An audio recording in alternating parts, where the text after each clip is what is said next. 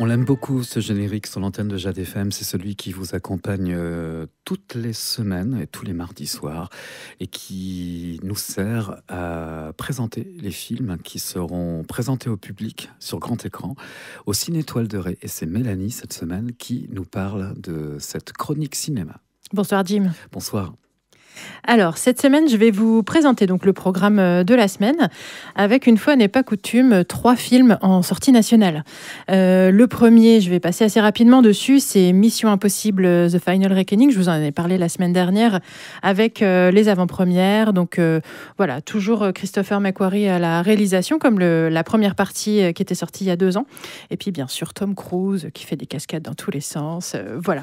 En fonction de la météo, je vous conseille quand même de réserver sur ce film parce qu'il peut y avoir une petite affluence si des fois quelques gouttes de pluie se mettent à tomber.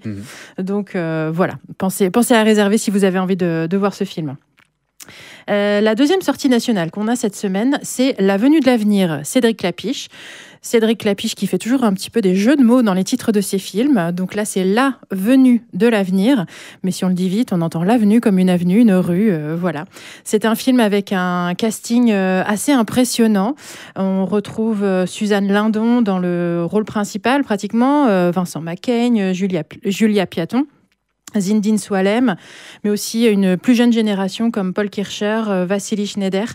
C'est un film qui fait le parallèle entre 2 époques, 2025, donc aujourd'hui, avec des membres d'une famille éloignée qui se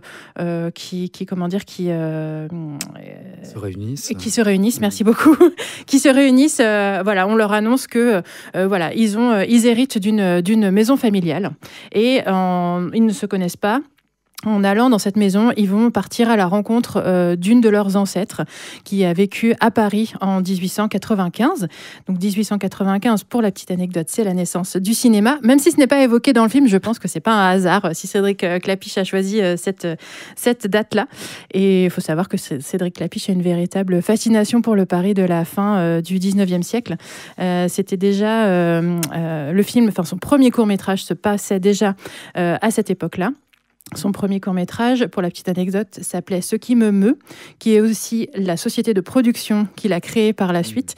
Et si vous regardez bien au générique de tous ces films, vous voyez Ce qui me meut apparaître. Et donc c'est un film sur la transmission, sur la généalogie et aussi beaucoup sur l'héritage artistique.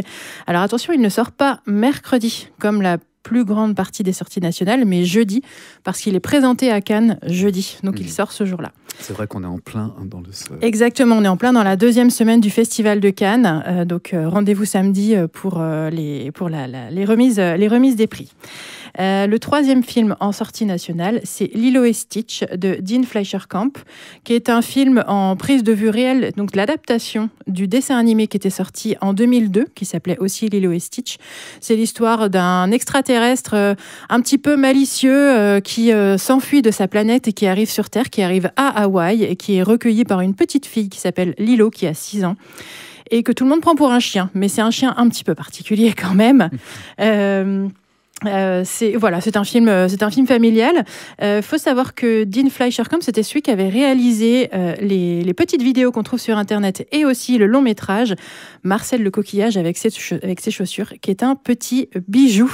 Pas pour les enfants, mais vraiment si vous avez l'occasion de le voir, je vous le recommande, qui est vraiment une petite pépite humoristique. Voilà pour les sorties nationales cette semaine. En nouveauté, nous avons Tu ne mentiras point de Tim Milans, qui est un réalisateur belge, mais qui est un film qui se passe en Irlande en 1985. C'est l'histoire, donc le personnage principal est campé par Cillian Murphy, que tout le monde reconnaît bien depuis 2 ans, puisque c'était lui qui incarnait Oppenheimer dans le film du même nom.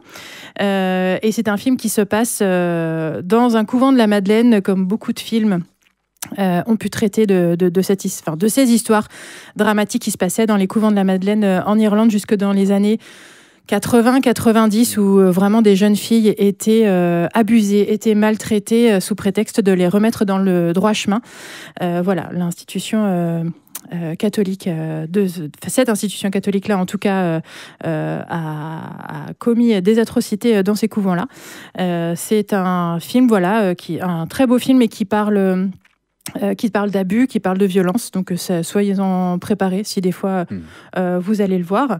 C'est un film qui est adapté du livre de Claire Keegan, qui est sorti en 2020 et qui s'appelait « Ce genre de petites choses ». Nous avons également en sortie nationale, en nouveauté cette semaine, Ghostlight de Kelly O'Sullivan et Alex Thompson. C'était le film surprise du mois d'avril, pour ceux qui se posaient la question. C'est un film sur la thématique de la famille, sur la thématique du deuil.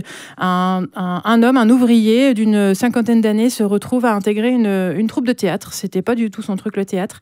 Et petit à petit, il va jouer une pièce de Shakespeare, Roméo et Juliette pour ne pas la nommer.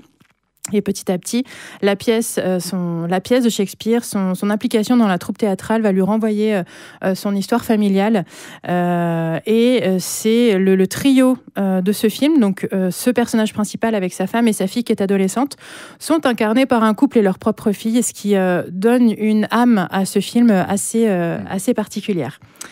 Et la dernière nouveauté de cette semaine, c'est Requiem for a Dream de Darren Aronofsky, qui était sorti en 2001 et là qui ressort en version restaurée et remasterisée, qui avait été présenté à Cannes, hors compétition également.